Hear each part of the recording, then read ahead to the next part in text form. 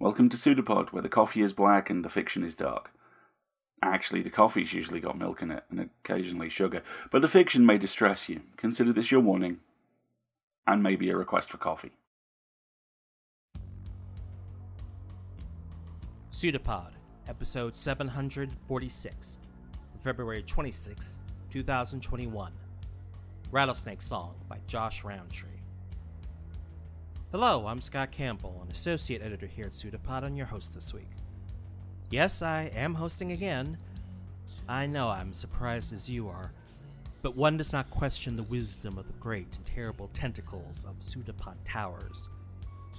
Ever. This week's story is Rattlesnake Song, written by Josh Roundtree, which first appeared in July 2019 in the anthology Triangulation Dark Skies.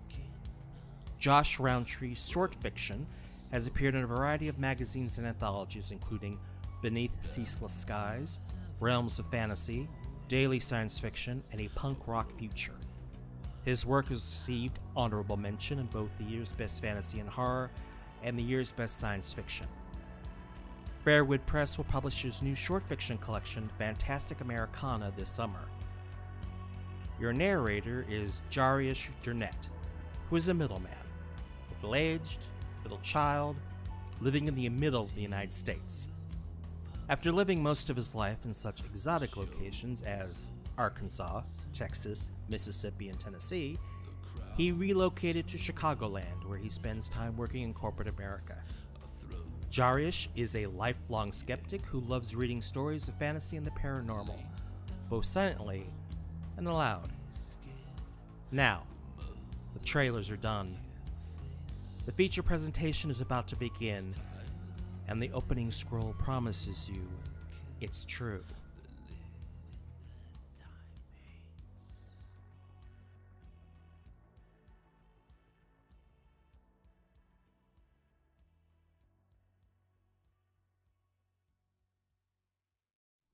Rattlesnake Song by Josh Roundtree. Narrated by Jarish Jernett. The last picture show came to the movie house on the square in the fall of 1971. We snuck in with warm cans of Pearl and sat in the back row so we could take quick hits off our cigarettes and snub them out before anybody noticed the smoke. I fell in love with Sybil Shepherd and figured she could wind me up just like she did all those guys in Anarene. I recognized that small town, that it been something once, but now was engaged in a battle with time. Every sandstorm, every gust of West Texas wind stripped away another layer of paint and vitality. That dying town was our inheritance. When the movie ended, we spilled out onto Front Street with our half-full beer cans stashed in our jackets. Dean Champion's dad had been a big hat over at the refinery in Big Spring before he hung himself, so Dean had sprung for the beer. We piled into his Chevelle, and I made sure I was in the back seat, squashed tight against Stacy Bell's thigh. Once upon a time, that prospect would have excited me, but that time had passed. Dean hollered, "Pass it!" Jason or Holly or Gilbert had produced a pencil-thin joint, and when it made the rounds to Stacy and she held it out to me, straining to keep the smoke in her lungs for a few seconds longer, I waved her off. Things were strange enough without it. The Chevelle's tires squealed, caught the road, and we fled that nothing of a town square. The night opened up and let us in. Half drunk, I pressed one cheek against the cold window and saw the stars collapsing down from the heavens. They looked streaky and smeared like someone had gone at them with a wash rag. I closed my eyes, felt the hum of the road, the jerk as the car found high gear. A mile or so on, Dean braked and cornered us onto a caliche road. Rocks rattled off the undercarriage. My brain latched onto the possibility of skidding off the road at this speed and flipping over into the empty cotton fields. Then the rough scales on Stacy's fingers brushed mine, and I found I really didn't care. "Everyone out," Dean again. I hadn't realized the Chevelle had stopped moving. The car ticked to a stop, and we piled out. If there was a moon, it was afraid to shine in that place. Our feet sank into the soil as we trudged into the fields. Nothing remained of the harvest but dead, crunchy plant husks. Rattlesnakes prowled the rows. It was far too cold for snakes, but that sort of thing hardly mattered anymore. Dean found a likely spot, dropped to his knees, and the others joined in, their hands already digging into the soil. turning it over like they were searching for arrowheads, connecting to the blood of the place, I guess. Their forked tongues tasted the night, hands in my jeans pockets. I stood apart, unsteady, and unsure why the Rattlesnake song affected everyone else, gave them a purpose. I stared up into the boiling sky. All around us, snakes coiled and hissed and rattled, and my friends swayed in the blackness, doing their best to join the song. The wind tugged at my farm coat, iced the back of my neck. The desperate scent of Stacy's Woolworth perfume joined the smell of stale beer. I imagined, too, that I could smell the snakes, musty and corrupt, and the whole cocktail brought vomit to the back of my throat. Dean grinned like a fanatic. His brother had grinned that way once, and now he was in a state hospital. His father, too, and they had found his body swinging from a beam in the garage. Some things were too hard to wrap your mind around. I couldn't understand the attraction of staring into that terrifying sky, pondering the swirling stars and the coiling strands of colored light, not reds and greens, but impossible, unimaginable colors. No human way to describe them without seeing them. But for those who could interpret the Rattlesnake song, it was a kind of worship. I tensed up when snakes slipped in and out of the circle, even though I knew they wouldn't hurt us. They weren't reptiles anymore. They were heralds of the gods. After a time, Gilbert and Holly stood in unison, glassy-eyed and still swaying. Dean fished in the pockets of his letter jacket for his keys, and Stacy grinned at me before jumping up and heading to the car. They called back half-hearted goodbyes as they got into the Chevelle, leaving me to trudge across the cotton field to my house. I snuck through the front door, keeping quiet so I didn't wake my parents. Force of habit, from the days when they used to care whether or not I was coming in past curfew. On the way to my room, I opened their bedroom door a crack. They were still alive. I could tell by the hissing and heaving of their snores. We'd made it through another day without the world coming to an end.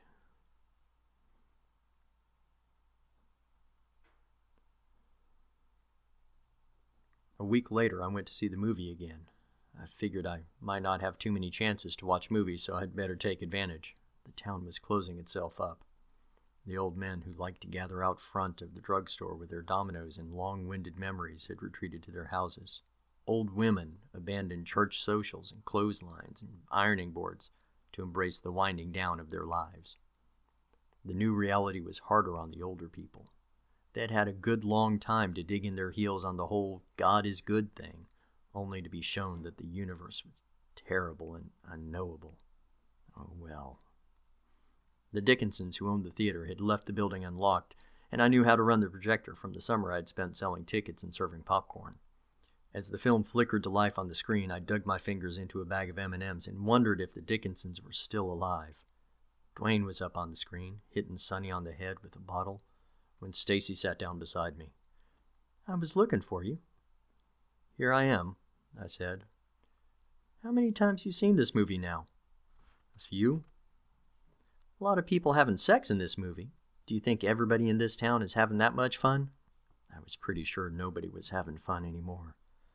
"The movie's not really about sex," I said. "It's about wanting to be somewhere else than where you are and being stuck. They're all just having sex because they don't have anything better to do. They're bored." "Doesn't sound like the worst reason why anyone ever had sex," she said. "Why were you looking for me?" I asked. "Wanted to see if you'd drive out to the fields with us again. It's almost dark. You want to come look at the stars? Maybe you'll hear the song." The last thing I wanted was another reminder of the New World Order and how poorly I fit in. Stacy cupped the side of my face, gently pulled my gaze from the screen and positioned it on her. I managed not to flinch. Her scaled palm was scratchy and cool against my skin, and the change from who she'd been to whatever she was becoming had picked up speed. "It's okay you haven't heard it yet," she said. "Don't worry, it'll happen." I wanted to scream out how I hoped to hell it never did happen, and how I thought maybe I'd rather die than become like Stacy and the rest of them, how I'd have preferred to join the adults in their slow insanity and rot. But she held me in place with those blue eyes that I had daydreamed about since middle school. Her stare was heavy and uncomfortable, like she was trying to fanaticize me by force of will. I realized I was afraid of how she might react if she knew how badly I wanted to look away. "You go ahead," I said. "Tell everybody I'll catch up with them later. I want to finish the movie, see if it ends the same way this time." Stacy gave me a cold kiss on the forehead. "We'll say a prayer for you. Appreciate it." I stared at the screen for another hour, but I wasn't really watching the movie anymore. That evening, I put my ear against my parents' bedroom door. The house was as quiet as a church. I remember the tears streaking down their faces on that night when the stars changed. The way Mom had fallen to her knees like a load of laundry spilling out of a hamper, and the way the light had passed from Dad's eyes like our new gods had puckered up and blown it out. Maybe the adults were luckier than the rest of us. I thought about opening the door to make sure there was nothing I could do. Instead, I loaded up everything I cared to take into the bed of Dad's pickup truck and moved myself into the lobby of the movie theater. Within a month, the rest of the adults in town were either dead or wandering the roads like children lost in a foreign country. A few of them might have left town, but I didn't know for sure. I hadn't seen anyone who wasn't local in a long time, and I decided that the outside world knew instinctively to avoid us. The flip side of that coin was that I didn't think any one of us was supposed to leave. I'd lived my whole life desperate to be anywhere else, but now I was stuck. The second story of the movie house overlooked the town square, the turn-of-the-century jailhouse that had been built to hold cattle thieves and rogue Indians, the dusty stretch of stores that hadn't been very lively even before their owners had abandoned them, and the Art Deco drugstore that had developed a slight eastward lean over the years, as if it had grown tired of the constant wind and was preparing to give itself up to the world's fury. The town's lone stoplight blinked on and off forever at one corner, and the handful of old pecan trees had shed their leaves and become skeletal hands, fingers spread in an effort to hold up the falling sky. A bonfire burned in the middle of Front Street, one of the only pieces of earth not swarming with rattlesnakes. My classmates strode across this sea of reptiles like Jesus on the water, assured in their new faith. The snakes themselves didn't seem to care. Dean kept gunning his Chevelle up the street and back again, 8-track blasting Black Sabbath. A couple of other kids laughing and whooping in the back seat, and the snakes would part to let him pass every time. Someone had discovered a stale keg of beer in a stalled-out delivery truck, and the worshippers of our new gods had proceeded to get sloppy drunk. Gilbert and Holly both pounded on the movie theater doors and then called up to the window to invite me down, but I waved them off. Jason and Stacy were coiled up together in a kiss at the edge of the bonfire, and I felt a hot stab of jealousy in spite of myself. That could have been me for sure. But the sensation faded, driven off by the clamor of 10,000 rattlesnakes rising up from the blacktop like the sound of bacon frying in a skillet. That couldn't have been me. Not really. Would I have wanted it to be? They hovered together in the crosshairs of my dad's old .208 rifle. I was pretty sure I didn't intend to shoot anyone, but having it there reminded me that the universe hadn't stolen all of my options. Shooting them all before the end of the world might be a mercy. Problem was, I wasn't sure if they were the ones needing mercy, or if it was me.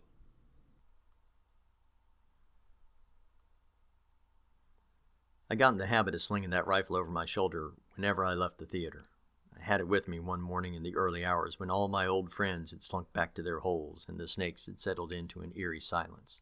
I picked out a snake that was coiled up on the step of the jailhouse and shot it in the head.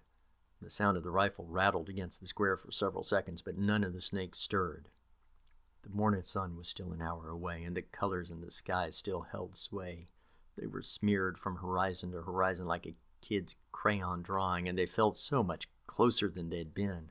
Staring at those colors long enough, you could make out patterns. You could begin to see things you didn't want to see, and yet, once you stared long enough, it became hard to look away. Like if you didn't keep an eye on the stars, they would crash down and suffocate you. I might have stared for 2 minutes or 20, but I finally shook myself loose and lowered my head and saw every rattlesnake in the square with its head up, staring right at me. That was enough to put me in motion. By the time the sun was up, I had Dad's truck loaded with all my piss-poor collection of clothes and keepsakes. all the boxes of candy left in the theater, a few dozen bottles of Dr. Pepper. The morning was cold, but the heater cranked right up when I started the truck. The rumble of the engine and the way the seat rattled beneath me reminded me of riding with Dad out to the feed store on the interstate when I was a kid. Country music on the tinny speaker, Dad smelling like sweat and soil. On Sundays, I'd squash myself between my parents in the cab on our way to church. Mom with some sort of casserole dish in her lap, and Dad with the window cracked to let out the cigarette smoke. Dad only ever went to church to make Mom happy, and I'd quit going with them a few years ago because basically I was an asshole and was only just figuring that out. I closed my eyes and tried to smell that casserole and the fresh, flowery scent of Mom's face powder. Someone knocked on the truck window, and I nearly pissed my pants. I was pretty sure it was Dean. He wore his leather jacket, and a few patches of his blonde hair remained. He used to wear it a little past his collar just to rile up the coaches, but now what remained of it clung in grass-like chunks to his scaled skull. The rest of him, well, I couldn't have told him from any of the others. When he spoke, it was still his voice, mostly. "Where are you going, man?" I rolled down the window, and the morning cold chased away my fortress of warm memories. Dean's tongue licked the air. But I'm pretty sure he was smiling. I resisted the urge to gun the gas pedal. I think I have to leave town," I said. "Oh, man, don't do that," he said. "Dean, you know I don't belong here anymore."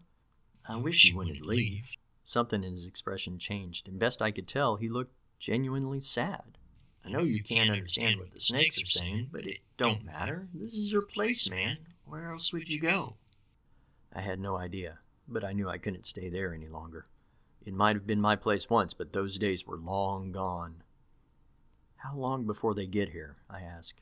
"The new gods." "Won't be long," he said. "Hard to say for sure, but I figure a week or two. We can't change that, you know. Don't matter if you're here or out in California, they're still coming. Better you stay here and we can vouch for you. You're one of us. They'll understand that." "I don't think they will," I said. Dean hissed. "We've been friends since we were kids. Played Pony League together, you at second and me at shortstop. We worked our tails off last summer, stringing that barbed wire around old Jameson's cattle acreage. I vouched for you to your parents that night you got drunk at Holly's party and passed out in her backyard. Ain't we friends anymore?" "Yeah, we're friends," I said, "but I still gotta go." All that was kind and soulful suddenly leaked away from Dean's lidless eyes, and I thought for a second he was going to yank open the truck door and stop me from leaving. He could have done it. He had me by at least 20 pounds. But instead he backed up and he threw his hands up in mock surrender.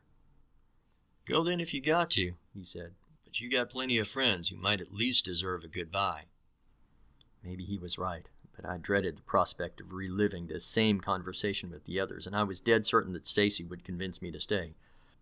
I put the stuttering old truck into gear, steered it past the flower shop, and made the left onto the farm road that would eventually take me to the main highway. My tires rumbled along the caliche road as I accelerated, and for the first time I gave some thought to where I was going. I'd strained against the boundaries of my hometown ever since I'd been old enough to walk. There were a whole lot of interesting places on television and in the movies, and almost all of them looked better than where I was. But my parents weren't really vacation people. We rarely traveled farther than the next town over, and that was just because their grocery store served better cuts of meat than ours did. I'd only left Texas once. We'd driven out to the mountains in New Mexico when I was 10, and I still had the cool, pine-scented memories of that place with me through every miserable Texas summer. I still had a pine cone stash somewhere at my parents' house. If our world had 2 weeks, give or take, before the new gods arrived, I could think of worse places to spend them than those mountains. Or maybe I could head to the border, drink some beers on a Mexican beach, or check out some of those jungle ruins that I read about in one of my dad's adventure novels. It didn't really matter. The prospect of being somewhere other than the handful of dusty streets I'd walked my whole life was right there in front of me, and there was no longer any reason to stay. When the pain came, it was sudden and bright, like getting stabbed with an ice pick. My body recoiled and my knees caught the steering wheel, yanking it to the right. Before I could correct, the truck barreled off the road and into the bar ditch. One wheel caught a fence post and my head slammed against the roof of the cab as the truck rolled over twice and came to rest on its side, wedged in a nest of angry mesquite trees. Blood colored my vision, and my shoulder screamed like it had gone out of joint. The rattlesnake was still latched onto my ankle, letting every drop of venom seep in. I made a half-hearted attempt to shake it loose, but I was caught tight. Frigid wind blasted in through the broken windshield, and I could taste the soil in my teeth. My red vision faded to black, and I could hear Dean's reptilian voice taunting me like a ghost. "This is your place, man. Where else would you go?" I woke in an aluminum cattle trough in the middle of my parents' abandoned cotton field. The trough's brackish water had been emptied and replaced to the brim with rattlesnakes. The winter wind rushed freely across the plain, chewing away the last of the afternoon sun with icicle teeth. But I soaked in that cold reptile flesh like it was warm bath water. The snakes kept completely still, even as I grasped the side of the trough and pushed up into a standing position. My left arm hung limp, and a painful lump had settled over my ear, but I was alive. My friends circled the trough, watching in silence with their unblinking eyes. That morning I would have screamed to wake up with them staring at me like that, but a surreal calm had taken hold, and I realized what had changed. The rattlesnakes were singing, and I could hear their song. Dean, Stacy, and the others swayed to the writhing, clattery rhythm, and when I stepped out of the trough and trudged away through the soil, one ankle swollen twice its normal size, they made no move to stop me. A couple of them started to follow, but I waved them off. "Where are you going?" asked Stacy. Don't worry, I'm not leaving. This is my place."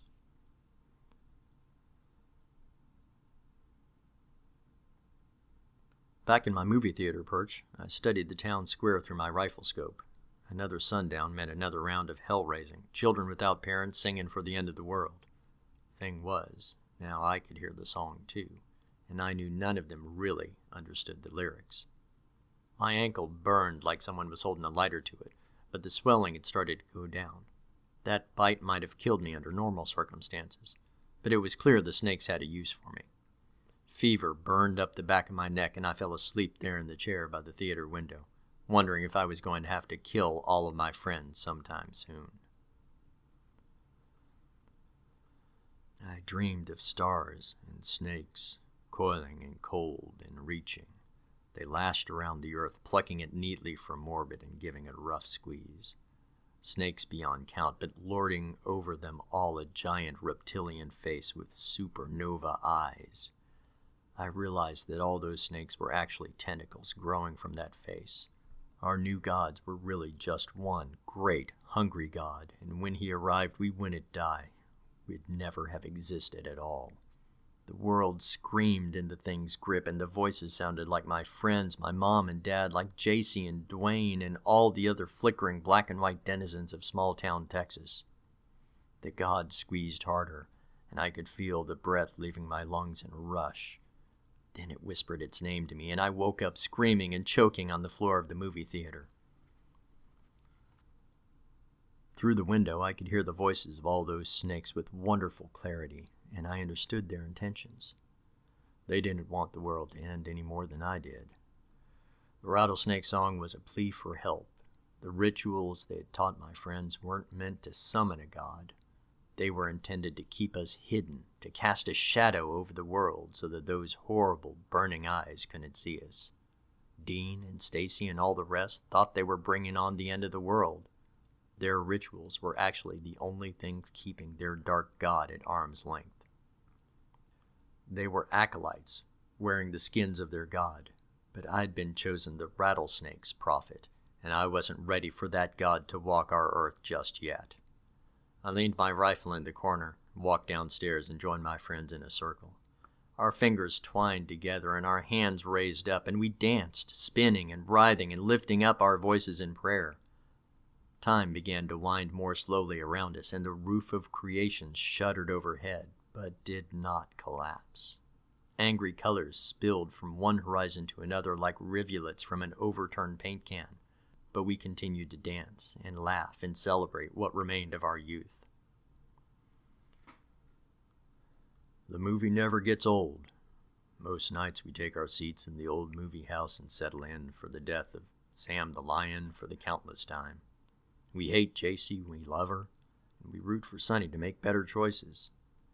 Gray threads crept into my hair long years ago, and I have more in common with Sam the Lion these days than I do with all those celluloid teenagers and their desperate need to break away from their small lives. I'm okay here. It's my place. And besides, where else would I go? The others are like my children now. I feel their pain acutely. They are acolytes in full with little remaining of the people they used to be, and they ache for the coming of their God. If they knew the ways I work against them, they'd kill me for sure. But I quietly resist and swallow the guilt of all the misery I'm causing them.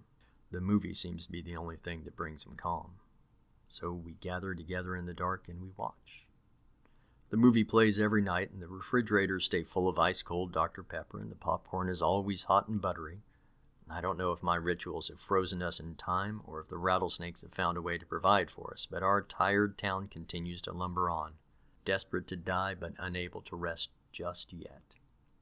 Sometimes I wonder what's happening in the rest of the world, but it's a useless daydream. This place is our reality.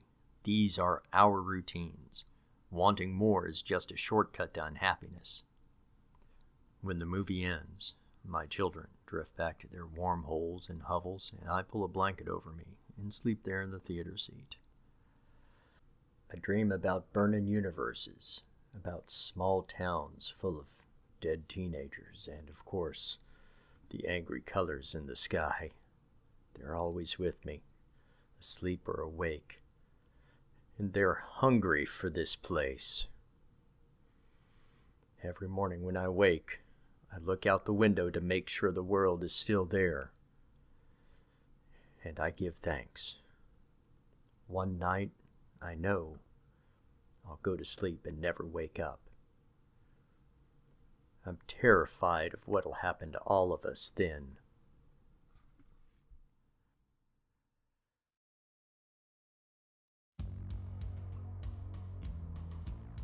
Change is the only constant. And even though we know what'll happen, change can still terrify us. We all experience the mundaneness of being changed by capitalism, culture, and climate. For many people, this is familiar horror.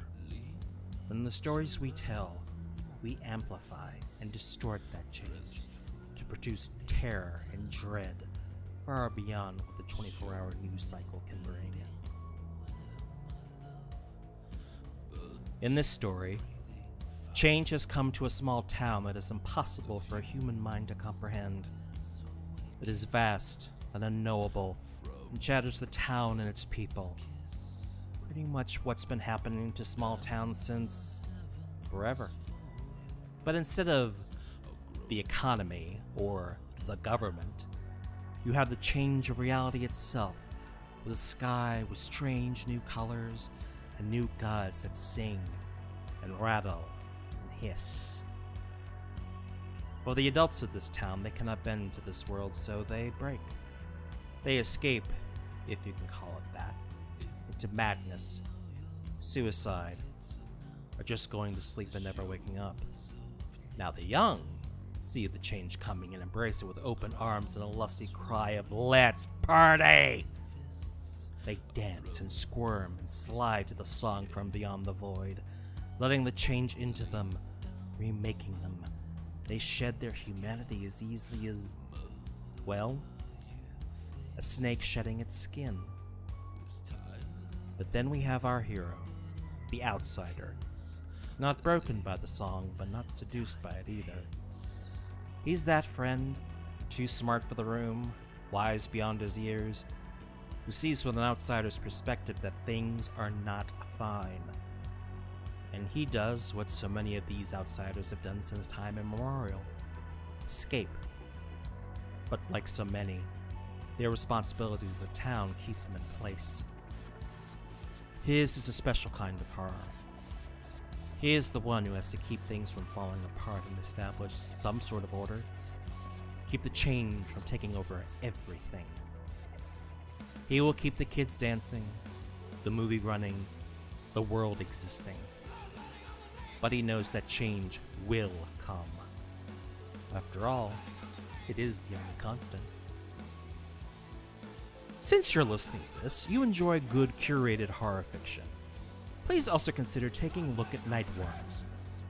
Every month they select a number of excellent horror books to share through pre-orders on the theme. February's theme was Love Games, and March's is Kills and Thrills.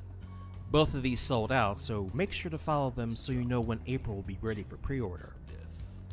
One of the founder of Nightworms, Mother Horror Sadie Hartman, is exploring the PseudoPod back catalog.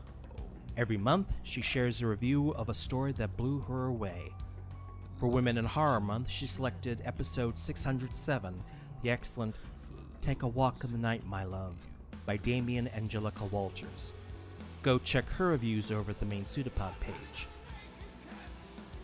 Now is the time where we must ask you for money.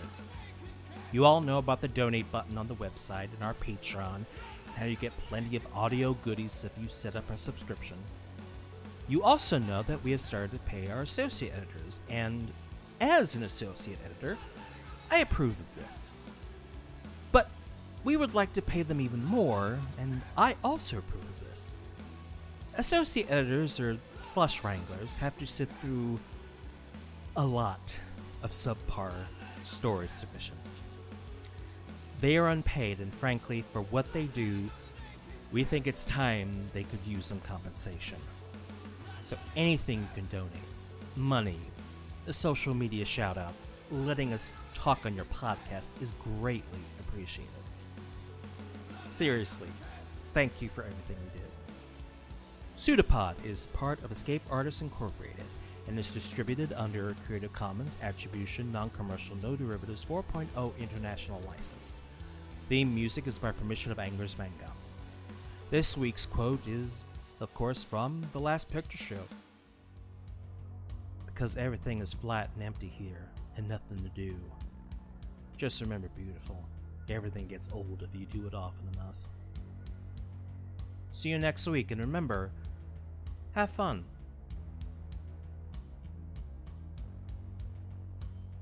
It's a pseudopod. It's a big foot. It's all about podcasts these days.